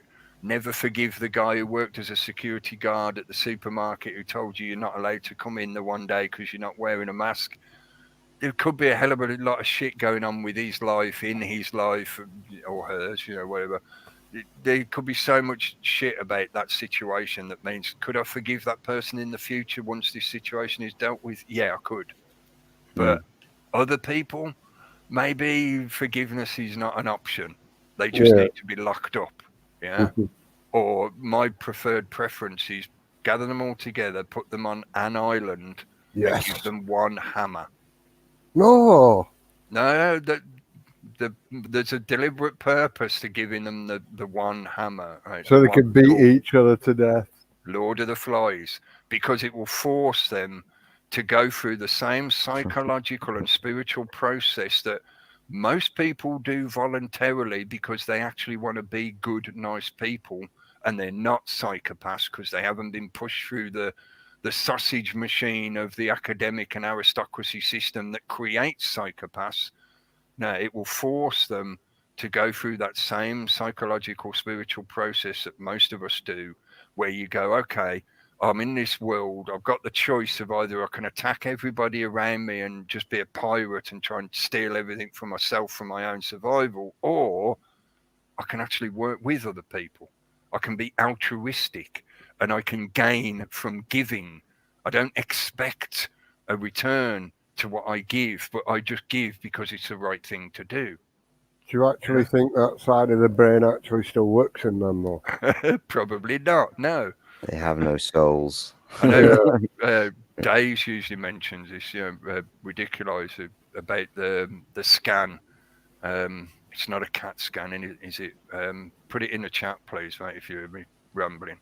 I can't remember what type of scan it is, but they can do a scan that reliably shows up the kind of patternation in the brain that indicates psychopathy. So it's not a perfect prediction, but it is scientifically reliable. So why don't they do that with any position of power? Anyone that's running for a position of authority, like a politician or a councillor or whatever, they should be subjected for one of those scans so that you can see, do they have psychopathic tendencies? Do we need to keep an eye on this person in that role of authority that they're going into? This is something that in ages past, in the ancient times, not so ancient, only a couple of thousand years ago or so, maybe less, that role was fulfilled by archetypes within the tribal group that were often referred to as elders or shaman or witch doctors. They were the ones that lived on the outskirts of the main tribal group, in the same fashion that most of us who gravitate around these kind of broadcasts and gatherings, we are outliers of the herd. We are outriders. We don't follow in the middle of the herd. We're not normal people in the sense of we pursue the usual consumerist desires and thinking patterns and perceptions. No, we go our own way a little bit, which means we tend to be outriders on the edge of the herd. In the old times, those roles were the ones that acted as the antibody. They were the immunity system of the tribal group. That immunity system, that immune system, I should say, would watch the tribal group from a distance. They would participate a little bit, so they weren't truly excluded or ostracized, but the tribal group accepted them living in that role on the outskirts. But through their observations, they'd be able to go, that child, he's only a few years old, born to such and such family not so long ago, he's displaying a few weird characteristics and behaviors. I'll spend a bit of time with that child, I'll get to know them, and I can make an assessment as to whether they are sick. And in the older cultures, it would have been called an illness or a sickness or even a possession by spirits or demons or whatever. However their symbolism would reveal it, they'd talk about how this person is not of a good mindset within the tribal group. And this is not about the kind of modern style communism or fascism indoctrination. This is about how those people could see, that young child's going to grow up to be unhealthy in both maybe a physical, but certainly in a psychological, spiritual fashion. And that illness is like an infection within the tribal group. So the elder or the shaman would spend time with that child and they'd help them learn about themselves and the world that they live in and the tribe that they're part of. And they would help to cure that potential illness. In some cultures, that would be done with things like plant medicines, entheogens, or altered states experiences like sweat lodges or drinking reindeer piss, yeah, they would be taken through processes of learning and self-realization that would help deal with or cure their potential for psychopathy. That was a tribal immune system on a societal level. Yeah, those systems have been deliberately and purposefully pushed out or eradicated from our current society.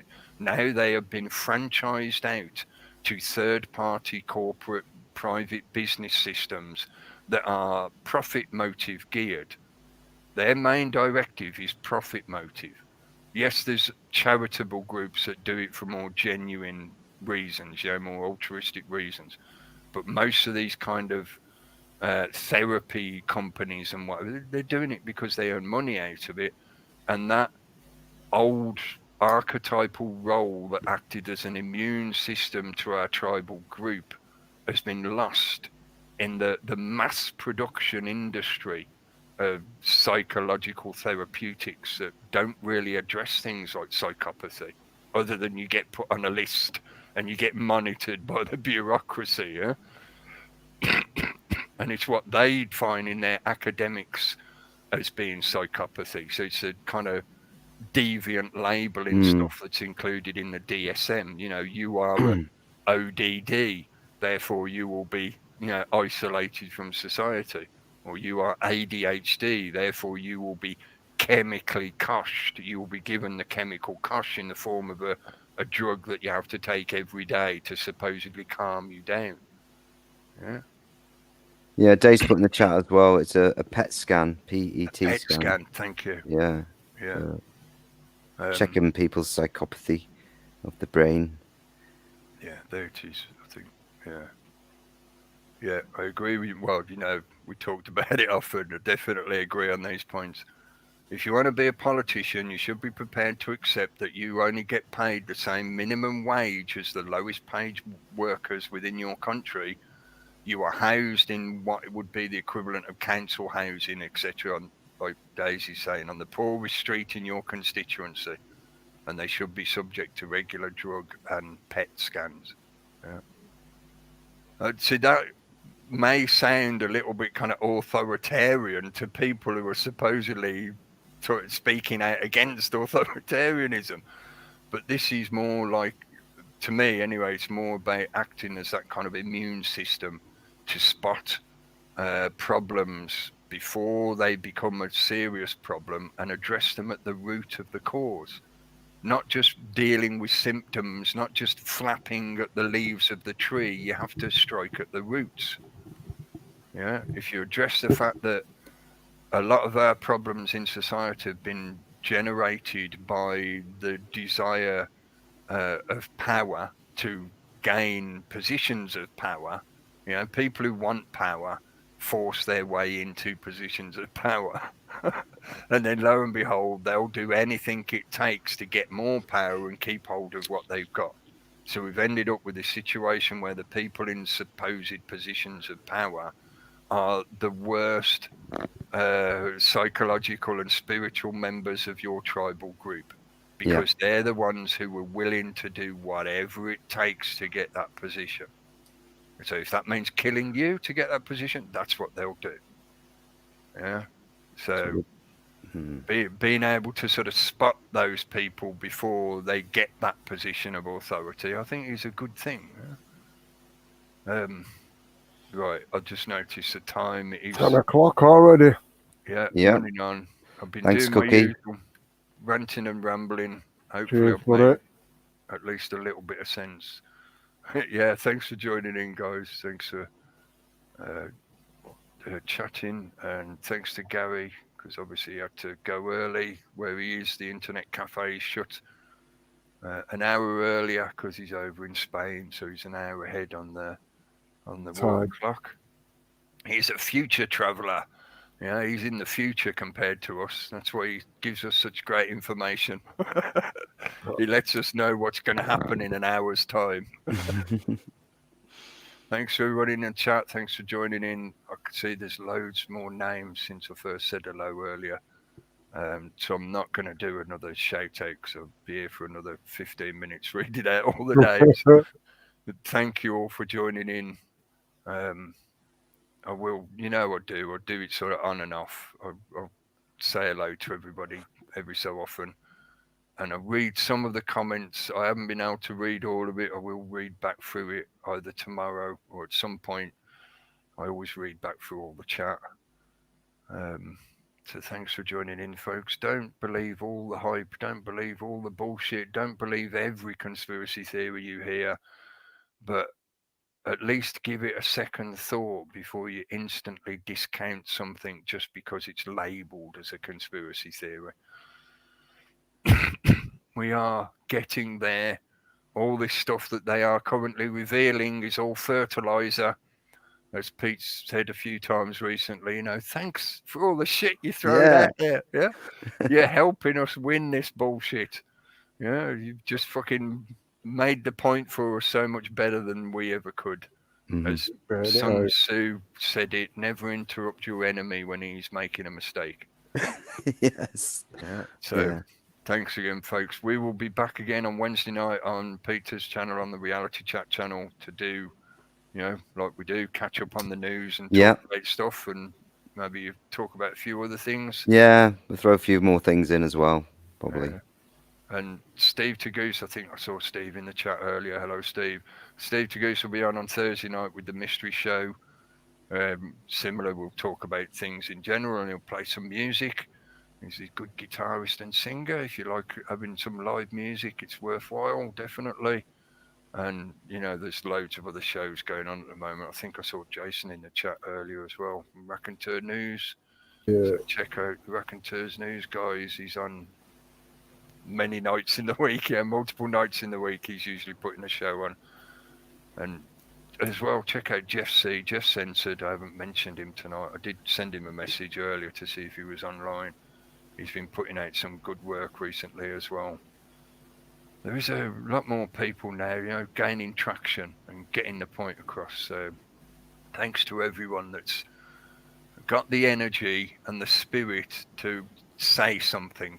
Even if that's just sharing a link or a meme or whatever, that's doing something. Thank you. Yes. Yeah.